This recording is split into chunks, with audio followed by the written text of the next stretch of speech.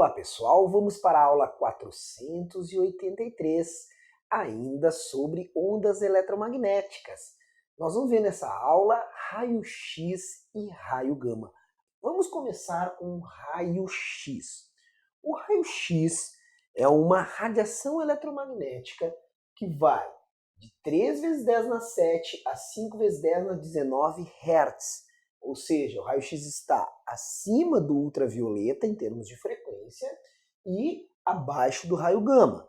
O raio gama vai de mais ou menos 3 vezes 10 na 18, vê que já se confundem as faixas aqui, né?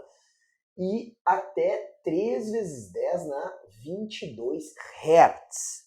Bom, em termos de comprimento de onda, de 6 vezes 10 na menos 12 a 1 vezes 10 na menos 9, certo? Quando cresce a frequência, decresce o comprimento de onda. 10 na menos 12, bem menor, 10 na 3 vezes menor que 10 na menos 9. Já o raio gama, ele vai de 10 na menos 14, tá? Bem pequeno esse comprimento de onda, a 10 na menos 10 metros. Essas são as faixas, tanto de frequência como de comprimento de onda para o raio-x e raio gama. Bom, como é que se produz raio-x? O raio-x é produzido da seguinte maneira. Nós temos um filamento ligado a uma tensão alternada aqui.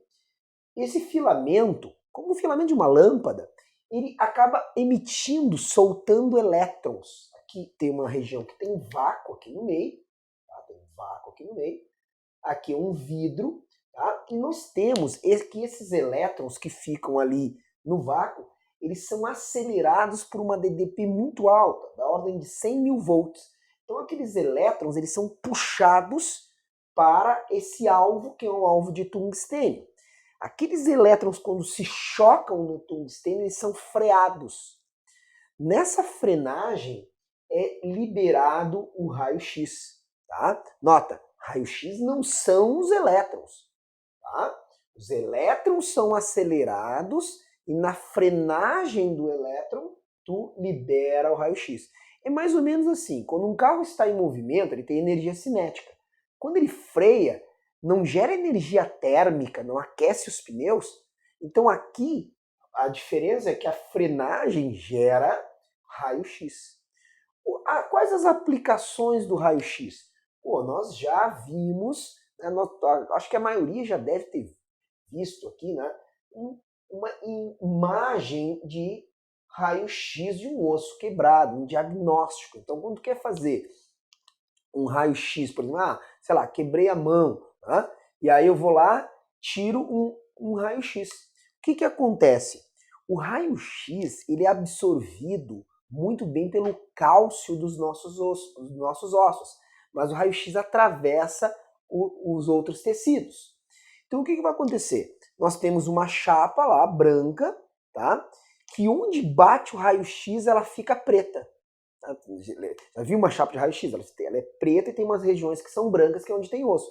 Então, se eu tenho uma fissura no osso, o raio-x atravessa a fissura e vai deixar lá marcado naquele raio-x, tá? Lá naquela chapa, né? Que depois tu revela aquela chapa, tá? Então, por um contraste, fica branco onde tem osso, fica onde tem pele, fica escuro, onde tem a fissura, fica escurinho também. Tu consegue identificar ali um diagnóstico dos ossos. Mas às vezes não precisa. Pode fazer um diagnóstico, por exemplo, quando passa no aeroporto, né? Já viu que tem, né, lá o pessoal da alfândega, né? Geralmente da Polícia Federal, eles ficam o quê? Observando, né, o que tem dentro das tuas malas, sem precisar abrir tua mala, tua mochila, né? Eles ficam observando, né, fazem um raio-x do que tem lá dentro, ele consegue fazer um diagnóstico, então, né, via esse raio-x, tá certo? Esse raio-x, pessoal, em doses controladas, ele não é perigoso, só que uma taxa muito alta de raio-x pode ser cancerígena. Por isso que o pessoal que trabalha com raio-x, né, lá o técnico, né, de radiologia, ele usa uma proteção, né, de chumbo, ele fica atrás de um local com chumbo, porque o raio-x não vai atravessar, então, o chumbo e ele se protege. Essas pessoas elas se aposentam mais cedo, que não pode ficar muito tempo exposto. Se eu tirar, sei lá, uns 5, 6 lá, chapas por ano, não vai ter problema. Mas diariamente trabalhando com raio-x pode ser cancerígeno, então é uma profissão muito especial. Tá? Agora, raio gama, pessoal. Raio gama, de todas as radiações eletromagnéticas, ela é bem especial por um motivo. É a única radiação que tem origem nuclear. Todas as radiações, inclusive a raio-x, são de origem atômicas. Tá? Tu não interage com o núcleo. Por exemplo, para gerar a luz ou o raio ultravioleta, tem aquela excitação e desexcitação dos elétrons. Tu não mexe no núcleo.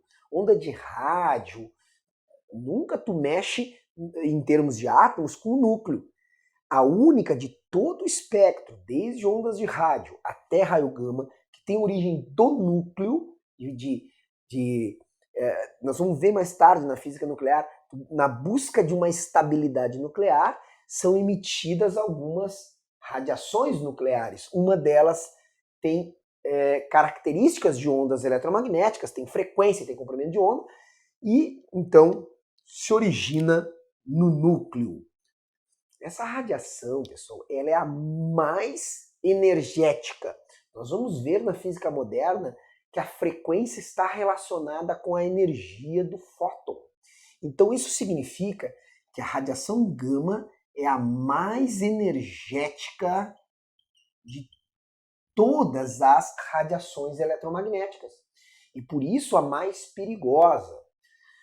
Essa radiação gama, tá? Ela pode ser perigosa, mas também ela pode ser benéfica. Dependendo, tu controla a energia e tu controla a frequência da radiação, tu consegue, por exemplo, fazer tratamentos para o câncer. Tá? Se faz tratamento com raio gama. Então, o raio gama ele pode te causar câncer, dependendo da dose, mas também pode curar o câncer, dependendo como tu trabalha com esse raio gama. Tá? Então, aqui uma aula que vai te dar uma ideia sobre o raio-x, né, que é mais famoso, né, o pessoal já viu pelo menos uma chapa de raio-x, tem uma grande aplicação. Tá? Por exemplo, se faz também com raio-x, né, por exemplo, teve uma tumba lá que acharam no Egito.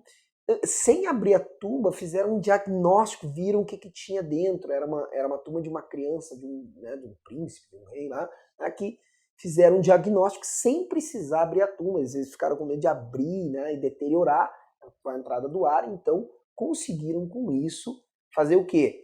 Um diagnóstico, um raio-x. Tá? E o raio gama, que aqui, ó, importante, origem nuclear, a única das radiações com origem nuclear e altamente energética, raio gama. Então, com isso, nós fechamos aí todo o espectro eletromagnético. As próximas aulas serão os momentos de fazer exercícios sobre essas radiações eletromagnéticas.